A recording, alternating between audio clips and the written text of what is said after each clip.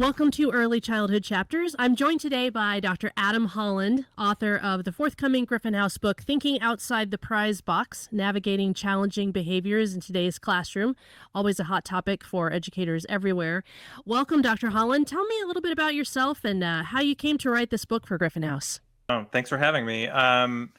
So this book is many years in the making for me. I will just say that when I was very young, I was the bad kid in class and spent much of my youth standing in corners or waiting corporal punishment or just in situations where I was walking laps around the track while other kids were playing. And one of the reasons that I originally went into teaching was simply that I wanted to do things better than they had been done for me. I wanted to have a classroom where kids felt valued regardless of how they come in, regardless of their ability to self-regulate and things like that.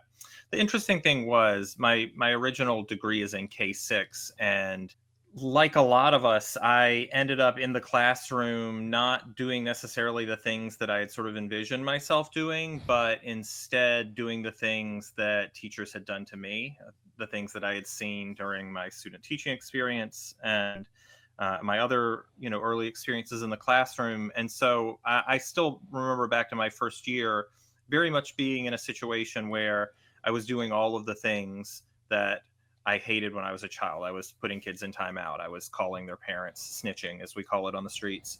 I was, I had a card chart and I had, being good tickets and things like that. And there were certain kids, of course, that like me when I was younger never got them. We had Fun Friday, but you could only go if you were really good.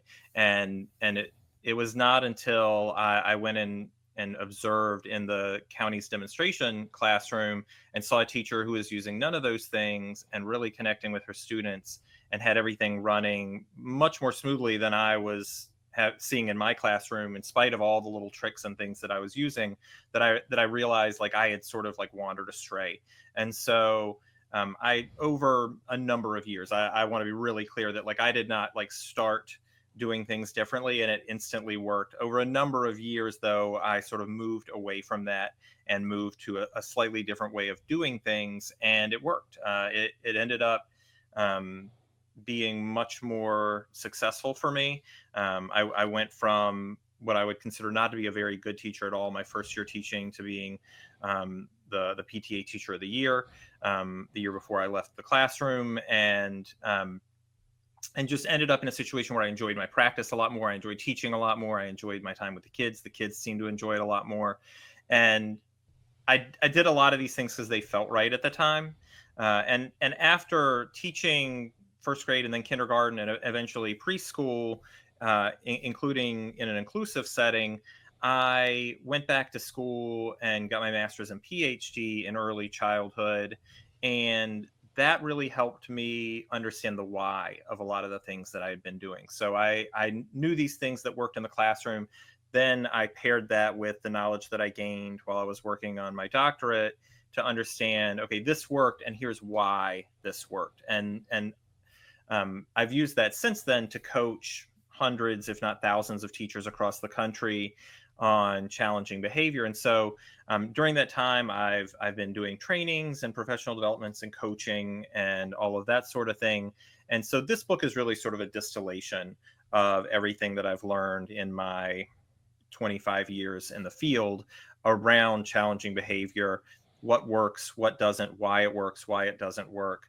And one of the things that I've tried to do in the book is we pull a lot of what we know in the field and what we do in the field from sort of basic education research or basic psychology research or educational psychology research. I really wanted to go beyond that and think about other fields that have things to say about why children act the way they do, why adults act the way they do. And so this book is an attempt for me to translate that knowledge into real actionable things that teachers can do today in the classroom to improve what's often a difficult situation when it comes to challenging behavior. Well, in the way you said that you taught the way you had been taught. It's the same way we parent. We often parent the way that we were parented, even if maybe we don't want to parent that way. It's just kind of human nature. But a lot of what you're talking about is this prize box. So in the title of the book, the prize box, and that can be symbolic of a lot of things: sticker charts, clip charts, treasure boxes. So what is it about this idea of a prize box or a treasure box that just makes you twitchy, and what is the danger, what's the dark side of dangling a dinosaur for good behavior? Yeah, so I want to preface this by saying that I am not completely against rewards and punishments in the classroom. I think sometimes people come down and that's sort of their feeling. It's like we should never ever reward kids. We should never say, thanks for doing that, or I like that you're sitting that way. And I want to be clear that I'm not saying that teachers should never do those things, but rather those actions, when we reward or punish children, come with costs. And it's important for teachers to understand those costs so they can weigh them against the benefits of getting kids to sit still immediately. And for me, a lot of times when it comes to I'm not thinking about like IEPs or children on like tier 2 or tier 3, if we're thinking about pyramid model type of interventions, but kids just at the base, right? The basic practice that we do should really not be based on rewards and punishments, because the costs for a lot of children are just not worth the consequences that we end up having to deal with. And there's a few different reasons for that. So the first I'll say is this: when we use rewards and punishments, particularly I'll just stick with rewards because I think punishments are largely phased out in classrooms at this point. But when we use rewards, when we dangle that dinosaur, kids' brains, and our brains too, do this little move where they think to themselves, if this was something I really wanted to do, you wouldn't have to dangle that dinosaur, right? Or they think something like, I'm doing this so that I can get that dinosaur, okay? And in doing so, what happens is our brains actually devalue the behavior that we want to see, whether it's sitting quietly or following directions or being kind to other people, or for those of us in my generation who were rewarded with personal pan pizzas, reading books, all of those things, right, get devalued by the fact that there's a reward that's sort of on the end of doing it, because we think either I wouldn't need to do this, or you would need to reward me if I was, this is something I would really want to do, or I'm only doing this so that I can get the reward. And the problem, of course, is once you take the reward away, then you end up in a situation where, there's no reason to do it. And even if you're very consistent, we have to understand that the rewards that we offer children are not necessarily as exciting the 10th time we offer them as they are the first, right? You have 10 pencil grips and it's just not as sexy as the first time you were offered a pencil grip. You have, 8 erasers with unicorns on them, and great, like who needs a 9th eraser with unicorns on them? So we end up having to sort of like steadily ramp up what we are offering children in order to see the same juice. And I think teachers sort of realize this, right? You're in the classroom, it's September, you're offering the dinosaur. Kids are just leaping over themselves to get that dinosaur. By the time February rolls around, they could not care less about that dinosaur, right? And so when we use this in classrooms, we end up starting the year strong, and then as the year goes on, they become less and less effective. So there's the issue of long term, where if this is something we really want long term, we absolutely want to avoid rewards and punishments, because our brains are going to sort of diminish their value. And then there's also this issue of efficacy, where as the year goes on, rewards and punishments just get less and less effective. And so it's generally just not best practice from my point of view to use them. That makes sense. I love what you said about the personal pan pizza. My generation we read for Dairy Queen ice cream treats. So it was highly motivating. Yes. Until there's no ice cream treats. That's right. One of the things you talk about in your book, and you return to this kind of several times, is that all behavior is communication. And I hear that a lot. Many of our authors, I mean, that's a common theme in talking about children and behavior. So what are some examples of that? What is going through a child's head maybe when they throw a block at another child? What are they really saying? What are they trying to communicate there? And how can we listen better as educators? Yeah. So, I mean, all behavior is communication is sort of a classic phrase. And if I'm thinking about that child who's herking a block at some other kid's head, there are a number of reasons that they could be doing that. And what I want to emphasize here is that the throwing a block at another kid's head is obviously not acceptable, right? One of the things I say in the book is that our first job, our first and most important job, is making sure that every child in the classroom, everybody in the classroom has safe bodies and happy hearts. And so we can't have kids throwing blocks at other kids' heads, because then we're not doing our first job, which is making sure that everybody has safe bodies and happy hearts. And so in order to address that behavior, though, it's not enough to understand that that child threw the block. We have to understand the why. And 3-year-olds, 4-year-olds, 5-year-olds, 10-year-olds, 15-year-olds often don't tell us the why, right? They may not even Mm-mm. really know the why. And so it's incumbent on us to figure it out, right? And in the science of this, we call those things the form and the function, right? The form is throwing the block. The function is what the child is trying to get, or what the child is trying to avoid. And so in this case, there it could be that they just want that block and they don't have the words to request it, right? It could be that that child took that block from them and they're angry and they can't express, I'm angry because he took my block. It could be that this child's been holding a vendetta against that child for some other reason, and now it's just all come to a head. He can't stand looking at his stupid face anymore, and now I got to throw a block so he knows where he is in this classroom hierarchy. There are many, many reasons, right? If we want to address that behavior, what we have to understand is the reason, though, right? If the reason is that they're harboring some deep vendetta against this child, and you try to teach them to ask nicely for the block, that's not going to address the underlying communication that's going on here. It's not going to change the behavior. If we want children to really change, we have to get at the why and then address that, right? Maybe it is making sure that we always have enough blocks so that everyone can have the long block, because everybody always wants the long block when they're in the block center. It could be as simple as like changing the environment. It could be working with those children to develop a system so that if one person's playing with the block and they want it, maybe they put like a sticker next to the long block picture in the center, and then they turn over a timer, and when the timer is done, they know they're going to get the long block, right? So that feeling of like, I want the long block but I can't have the long block, goes away, because they know they're going to get the long block in a few minutes. And so it's really about like thinking through what the reason is and then addressing that reason. So the communication piece is really important, because I see a lot of teachers sort of address the form of the behavior and say, oh, you can't throw blocks, right? And they never address the function. They never try to get at the root cause of what's going on. And so what happens is the behavior just repeats over and over and over again, because even though the teacher said I can't throw the block, I still need the block. And this adult doesn't understand my burning desire for the long block. And if they did, right, they would throw blocks with me, right? Because Jeremy has it coming.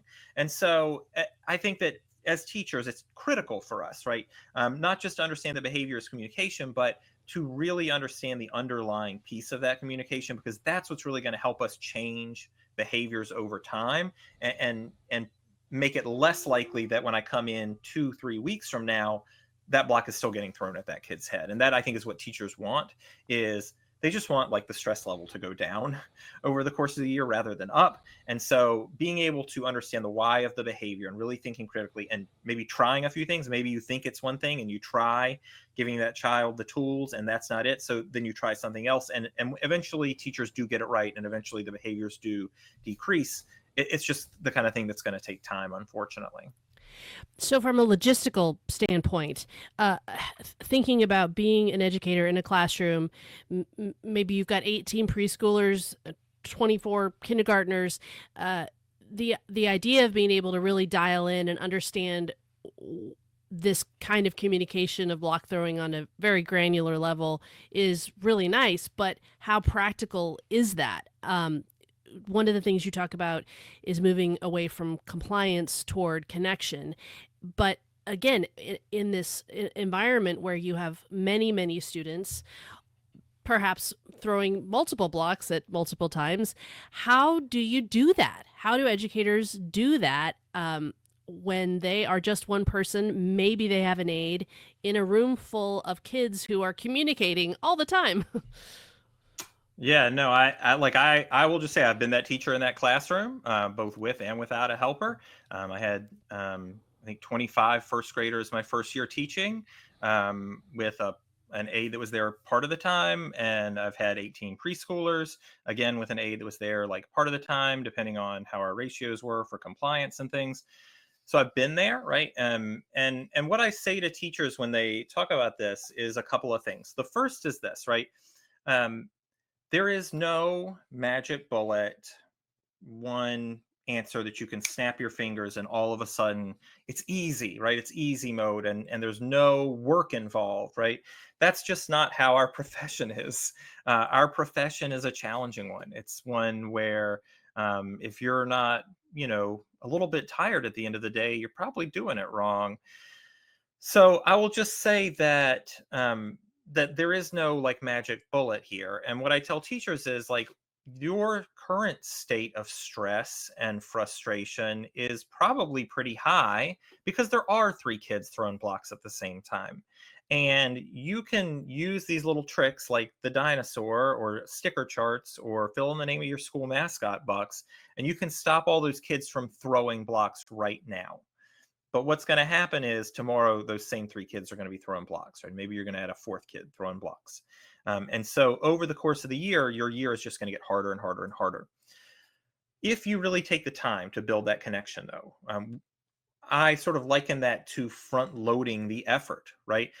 In that case, we are going to put in the time and the effort now in order to build the relationships with kids, in order to actually sit down and teach them what they're supposed to do, in order to think about our environment and how we lay it out and how we sort of give children procedures and things that they can do throughout, so that they are getting better and better as the year goes on, and the opportunities for them to throw blocks go down as the course of the year goes on. And what's going to happen is you're going to front load your effort so that during the year, as the year progresses, everything gets a little bit easier, right? So that's the first thing I would say is, yeah, it is hard, right? But it's also hard the way we're doing it now, right? It's stressful the way we're doing it now. And we could be in a situation where by the end of the year, it's a lot easier than it is at the beginning of the year. And I think that's what, when I talk to teachers, they really want us. They just want to see over the year it's getting easier and the kids are getting better, instead of things getting more and more out of control as the year goes on. So that's the first thing I'll say. The second thing I'll say is, I mean, it's like classic, advice that the journey of 1,000 miles begins with a single step. And for teachers, I always tell them, like, you don't need to fix everything right now, right?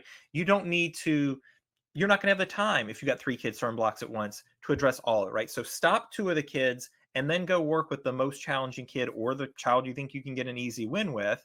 Figure out their why, dig in, build that relationship, all of that stuff, and start with that one child, right? And then once you have that one child taken care of, great, move on to the next child, right? And then move on to the next child. You have a lot of days, right? Even in public school, we have 180 plus days to get this done. You have plenty of time to make connections with kids. There's so many minutes in the day, so many days in the year, to not build connection with children, to not show children that you love them.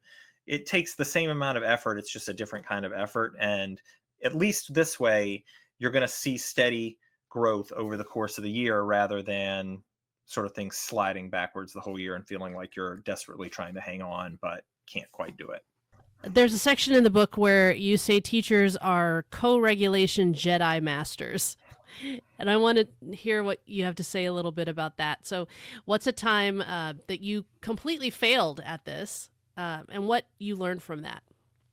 Co-regulation, right, is this idea that we're going to help children regulate and, sort of give them supports at first, and then gradually, right, reduce those supports as they are able to more and more self-regulate. I contrast it with dysregulation, where children have no supports and just can't do it, as well as with other regulation, where I'm doing the regulating for kids. I'm telling them exactly how to stand, exactly where to put their hands. You put your hands like this, you put a bubble in your mouth, you eyes on me, ears open, hands in your lap, crisscross applesauce, right? In that situation, children have no control over anything, and they're not learning how to regulate themselves. They're just doing what you're telling them to do. And so when I talk about teachers being co-regulation Jedi masters, I'm talking about, teachers really having that sort of perspective and ability to work with children rather than on children. And um, I hope I've communicated this in the book, but I will definitely communicate it now that I messed up constantly as a teacher, right? It's easy for me to think back on my practice and think, oh, it was like overwhelmingly very positive. But I know that there were absolutely negative days because I saved some of my favorite writing samples, and I go back through them from time to time. And one of my kindergartners was a fantastic writer, and I still have one of her samples. And on the day that I collected this writing sample, I remember I was getting my master's degree at the time, and so I was learning a lot about Reggio Emilia and how they use natural materials and they create these beautiful spaces. And I was like, my room was like full of plastic and like these like gross primary colors. Like we could do better. And so I got mason jars to like put all of my like art supplies in, and it really did make for a much more beautiful space. But in one afternoon, my kindergartners broke 3 mason jars, right? Within the span of like 30 minutes, And I know I did not react well because my student captured it in her writing sample. And, in the text section, it said something like, Mr. Holland got angry this afternoon. And then there's a picture of me with a speech bubble, right, coming out, and it says, I am this close, right? And I'm like holding my hands up. So I not only know that I failed, I know exactly what I said. And I remember seeing that and immediately realizing like, oh, like I may have like gotten a little bit too upset here. And so like we had a discussion in the afternoon after that about I apologized and I told them, that I regretted saying that and I regretted losing my temper. I also worked with them to try to figure out how we could break fewer mason jars, right? So that we don't end up in this situation again where I'm feeling frustrated and they're in like a dangerous situation because there's broken glass. And so um, I think that the key part is not to expect that you're not going to fail, right? We all fail, whether we've been in the classroom for 10 minutes or 10 years, whether we've been doing this our whole lives, we are always going to fail. And I also want my children to be comfortable failing. And so I view failure in the classroom as an opportunity to model to children, this is how we react when we fail, right? If we mess up and we hurt someone's feelings or we say something we wish we hadn't said, we apologize for it, right? And we mean it.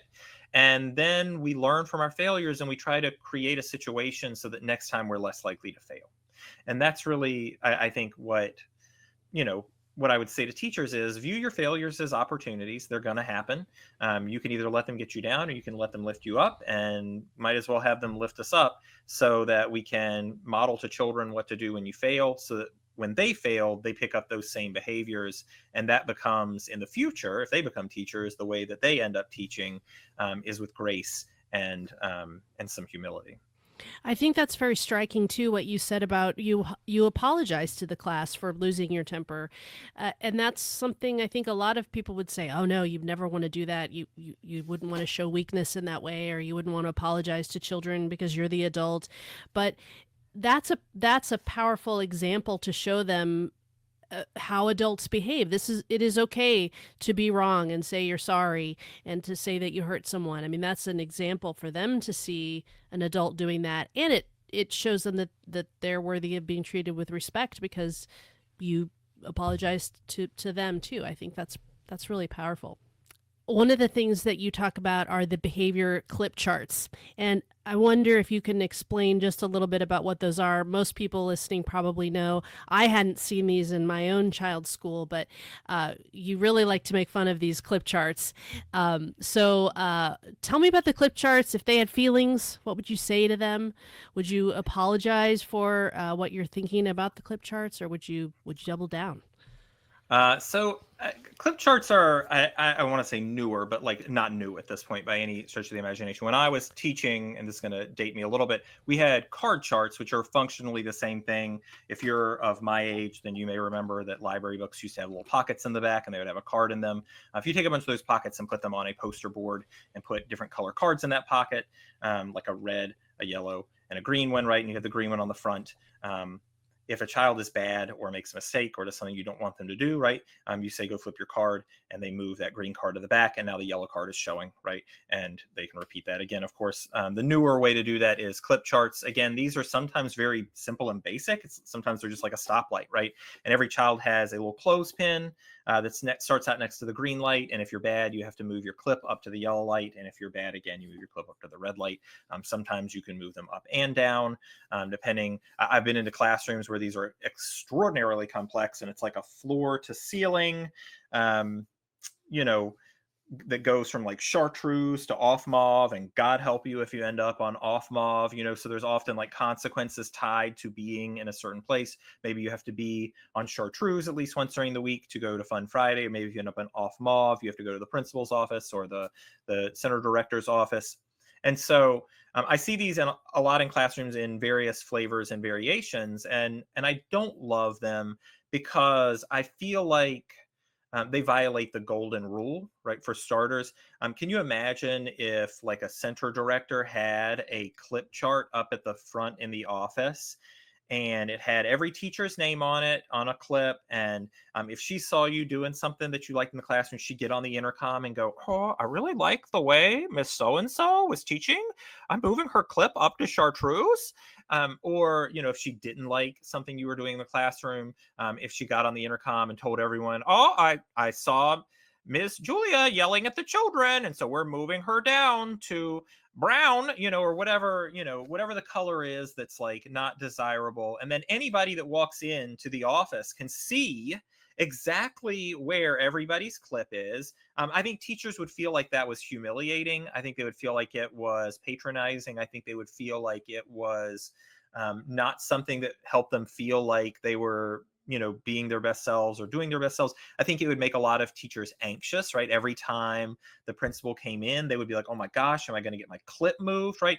And the thing is, like, kids are people too, and so it's exactly the same, right? Everything I just said about adults is true for kids. And so I know 4-year-olds, 5-year-olds who go home, and even the like sweetest little girls who like sit there and self-regulate all day, right, will go home and just be a basket of nerves because they were just so afraid that they were going to get their clip moved at some point, or God forbid they actually get their clip moved for something, and then like they fall apart and their whole weekend is ruined.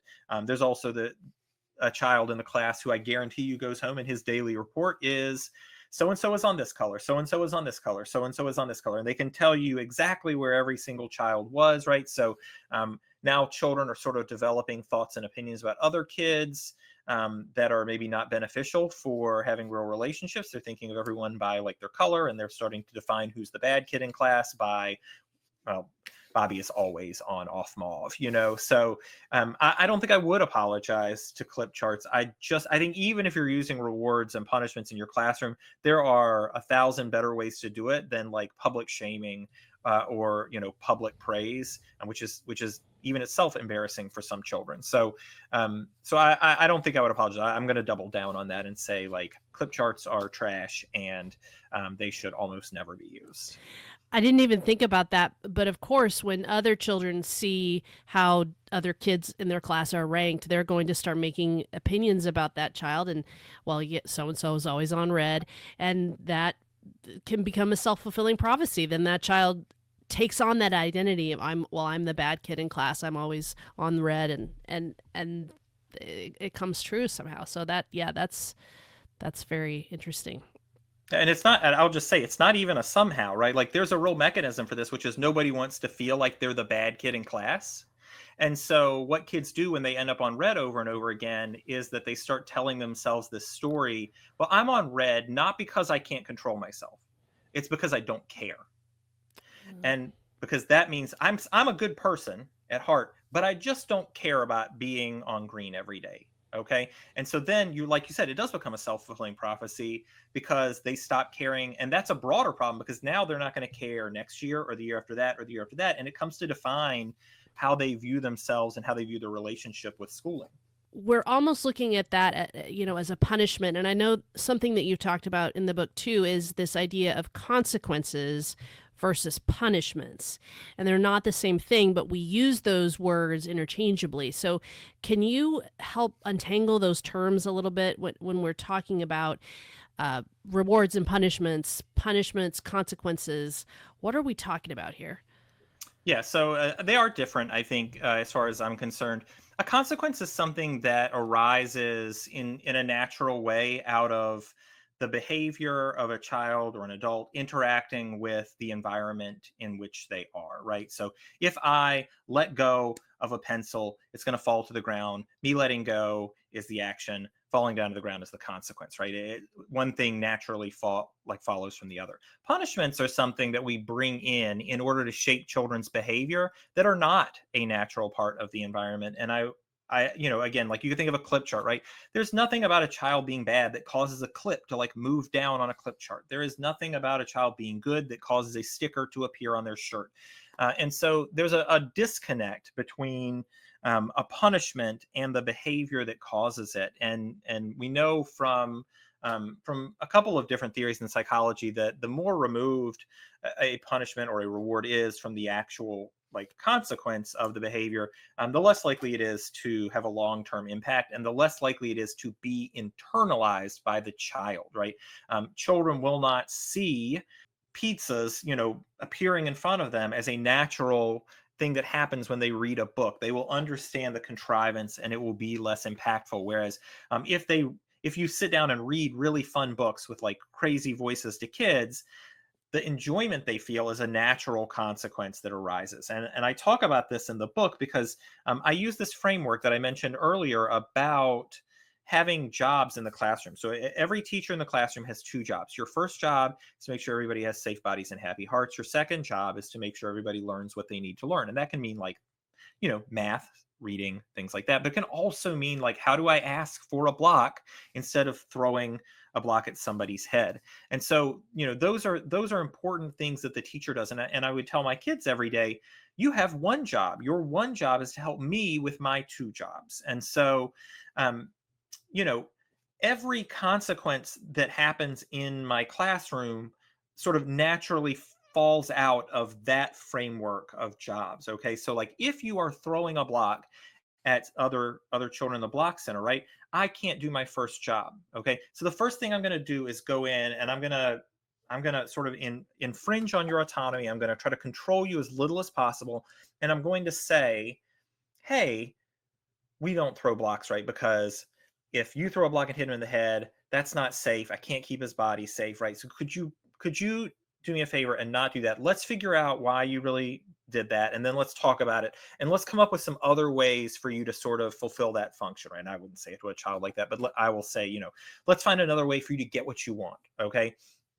And so we might come up with a plan like about how we're going to take turns or how we're going to set up a system with a timer or something so that that child understands, right, that there's like a better way to do this, right? Now, every teacher knows that when you walk away, there's at least a 50% chance that kid throws another block, right? If not this day, then the next, right? And so I'm going to come over and the next time I'm going to add a little bit more control to this situation, right? And I might say, okay, I'm going to have to ask you to step out of block center for a few minutes until you can calm down, right? And then you can come back in here. And the point of me asking them to do that is not to punish them. It's not so that they feel bad about what they did. It's not to try to shape their behavior in any way. It's because my job is to keep this other child safe.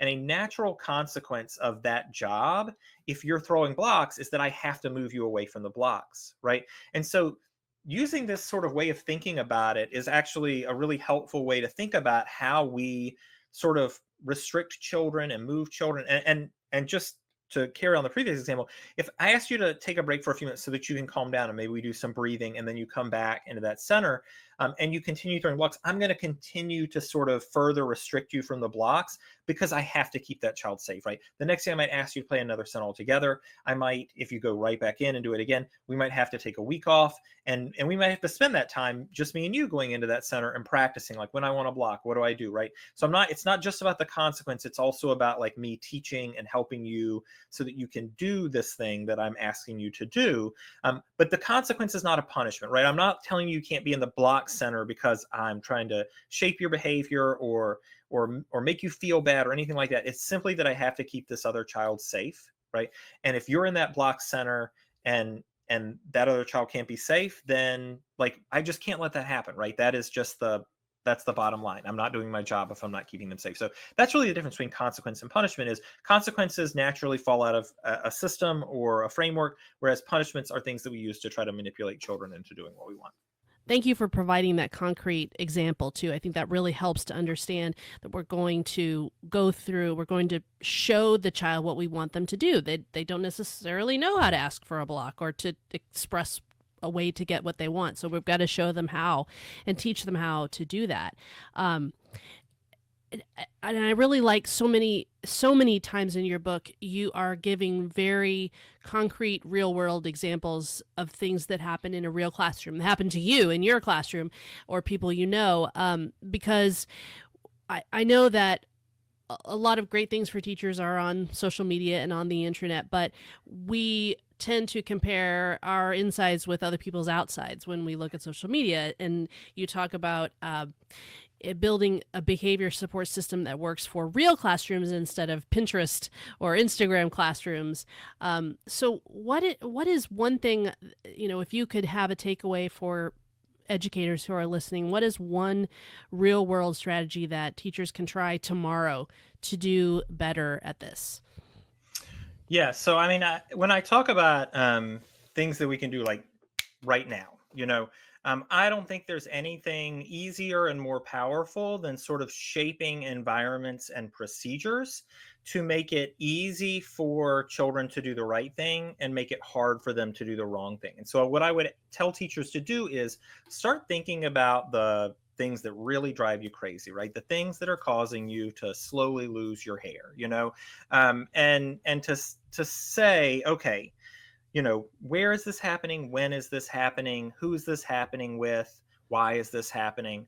And then instead of trying to address it during or after the behavior, try to change things so that the behavior is harder to do, right? Because with children and adults, right, we often think of behavior as being something that happens or doesn't happen, but behavioral economists, for example, think of like the likelihood that a behavior happens. And the sort of classic example of using something like a psychological nudge is nobody used to enroll in 401k programs, right? We all have a 401k program if we're working for a company or 403b or a 457 or whatever. And almost nobody was signing up for them. Like only like 20% of people were signing up for them. But everybody should have some kind of retirement savings. We're almost all going to retire at some point. And so what these behavioral economists did was they just changed the environment, the system a little bit. And instead of people having to actively enroll in a 401k, they made it so people were automatically enrolled when they showed up at work on day one. And you could opt out at any time if that was not something you wanted. But it caused more than 80 up into the 90% of people within 3 years of starting a job to have a 401k now, right? And it's just that one simple shift in the environment to make it easier to do the right thing. And so I tell teachers, you can do the same thing in your classroom, right? If you have your kids on the carpet and you say, sit wherever you want, right? During story time, what are kids going to do? Well, they're all going to cluster together really close and they're going to sit next to their very best frenemy. And guess what happens, right? Challenges. When you are a child and you are sitting a foot away from your best frenemy, something's going to happen, right? And whereas if teachers put kids in a circle, right, and there's like a foot or two of space in between all the children, right? A couple of things are happening. The first is you can choose where children sit, right? You can choose where they sit around the circle. So you can be intentional about not putting two best friends right next to each other, because if they're all the way across the circle or they can't see each other easily, it's going to decrease the likelihood that challenging behavior is going to occur, right? If they're in a circle, they're only sitting next to two people instead of having 8 different children around them, right? So again, fewer opportunities for challenging behavior because there's like a foot or two of space. Now, like if they move a little bit, they're not going to accidentally bump into each other and it's not going to start a thing. And so there are ways as a teacher that you can change the environment, change your procedures to reduce the likelihood that challenging behavior is going to occur. And I want to be really clear, because I get into this in the book, but I don't think we have as much time for subtlety right here. You don't need to control everything that children do, right? And you shouldn't control everything children do, because I mean, if you as an adult were controlled by your administrator every second of the day, you would start pushing back quickly, and kids do the same thing, right? When kids are told to sit crisscross applesauce, hands in their lap, eyes forward, noses in this position, mouths closed, catch a bubble, ears listening, right? They're going to feel like I don't have any control over anything, and I'm going to, at some point, they're going to take some control, right? Just like we would. Like if our administrator tells us to read off the script, at some point we're going to like break off the script, because we as humans are naturally driven to have autonomy in the world and to have control over ourselves. So I'm not telling teachers to control every little thing children do, but if there's something that's really a pain point for you, or it's like something where you consistently see challenging behavior. I had an issue in my classroom where when we were coming in from recess every day and waiting to get water, my kids would like goof around. They're still like amped up from recess. They were hot. They were like kind of tired, and they would like, there was just a lot of challenging behavior in that line while they waited. And so I ended up just having them have water bottles. And then when they came in, they would just come get a drink out of their water bottle. There was no line, so there was no challenging behavior, right? There are so many opportunities that we have to stop challenging behavior before it ever starts. That if a teacher is saying like, what's a real world thing I can do tomorrow?